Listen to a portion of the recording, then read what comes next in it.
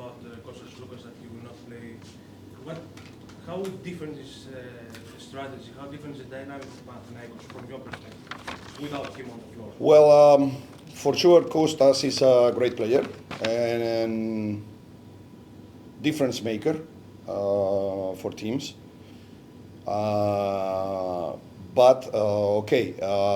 you have Pildoza, Grant, Grigonis, Kyle Guy, this is something difficult to manage for sure for Ergin, but at the same time you have a great team.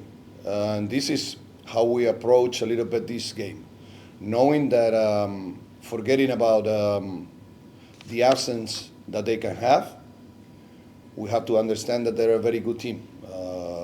Great players on every position, solid rotation inside, Juancho, difference maker outside, inside and outside, good players around on the perimeter, good shooters. So for me, when you miss a guy like Sloukas, you're always, miss him. But at the same time, I have a lot of respect for the rest of the players of Panathinaikos.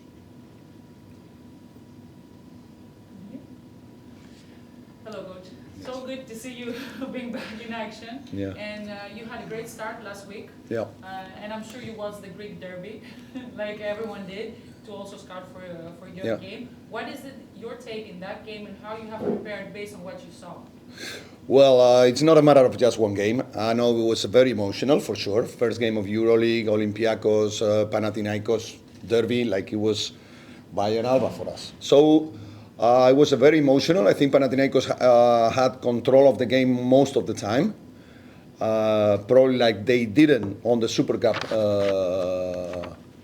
that they were outplayed at the beginning and they got a big difference. But then on the EuroLeague game, it was other way around. I think Panathinaikos controlled the game, but Olympiacos is a team that plays hard until the end, and they show it. They were like 6-8 points down. They always fight to come back, and finally it was decided in overtime. Talked very good about both teams. I think for the first game of the season in EuroLeague, it was a lot of intensity, a lot of good things to talk about both teams.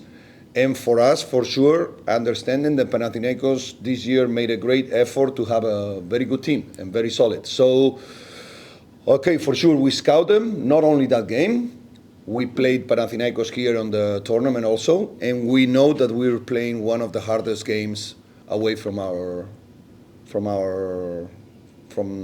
BMW Park.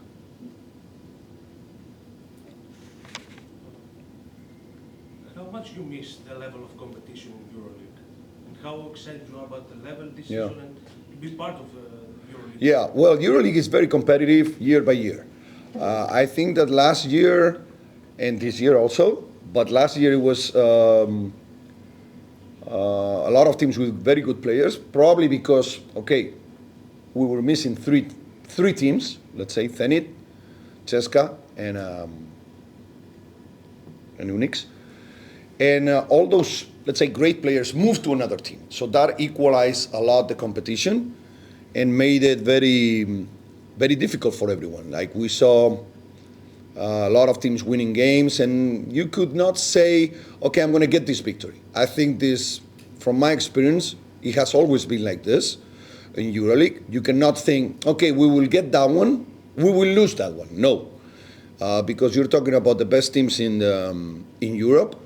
And we just started a new season where everybody wants to play at their best.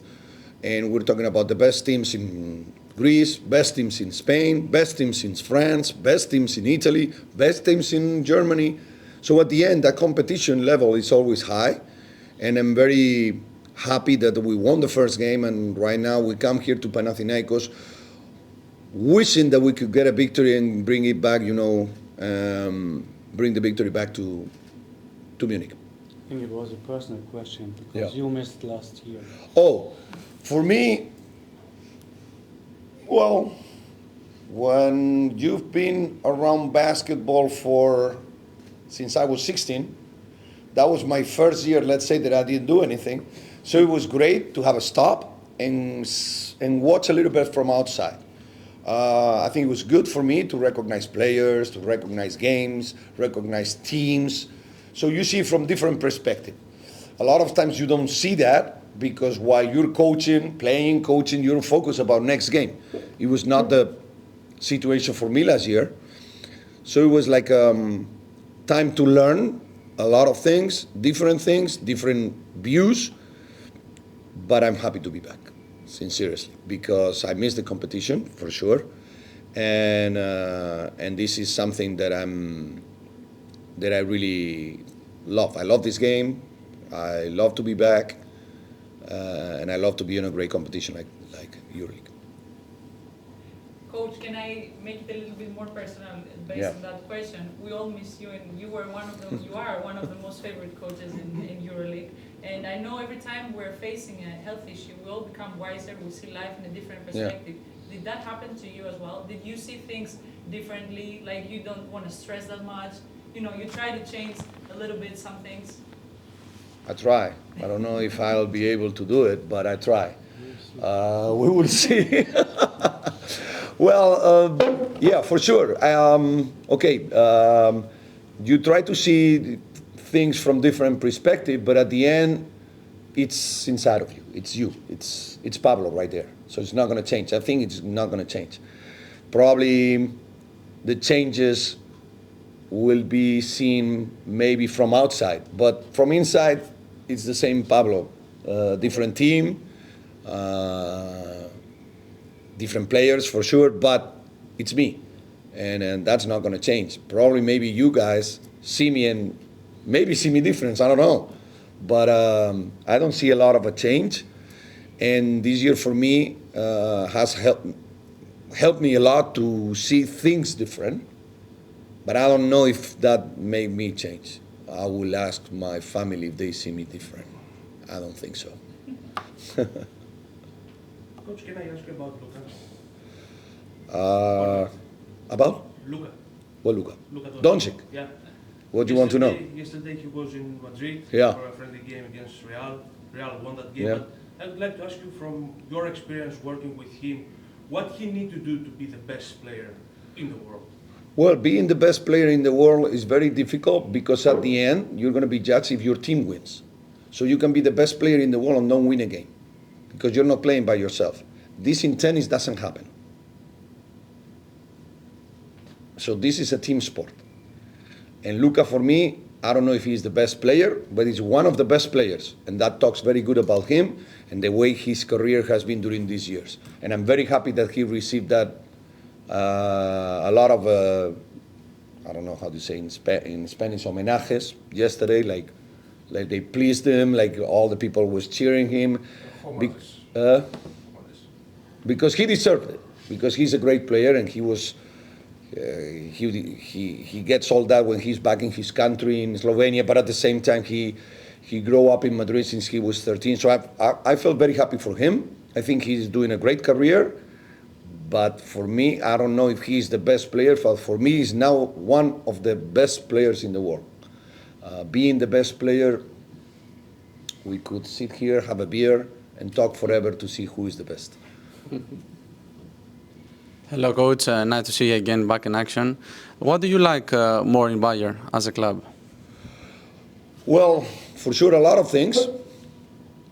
And despite that we have a terrible press guy, now he's worried about if we're late for dinner. No, your food is getting cold. No, seriously. Okay, we're a team that wants to continue growing up. We know we're facing the best teams in Europe. I think as a brand, Bayern Munich is a great brand.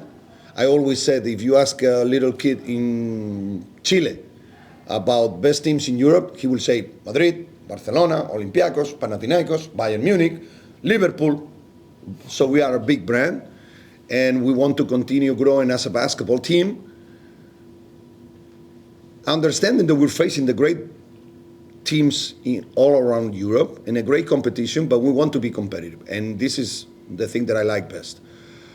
For sure, it's a long way to go, but at the same time, we have the feeling we're getting closer every year. and that's not part of me. It's part of a lot of people working behind the scenes that you don't even know his names, but a lot of people who works to perform and be competitive every day. That's what I like it, and this is why one of the reasons why from the first day I'm very happy to be with them on the same, let's say, on the same bus, on the same idea, on the same way, trying to achieve our goals.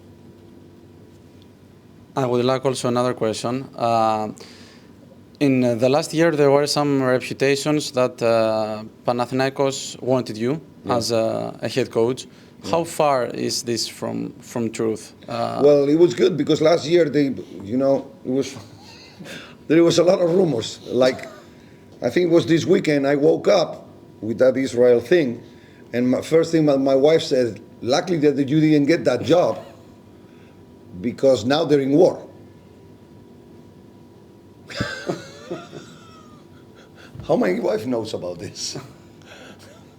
It's true that I spoke to them. They came to Madrid, but at the end it was rumors about me signing in a lot of places.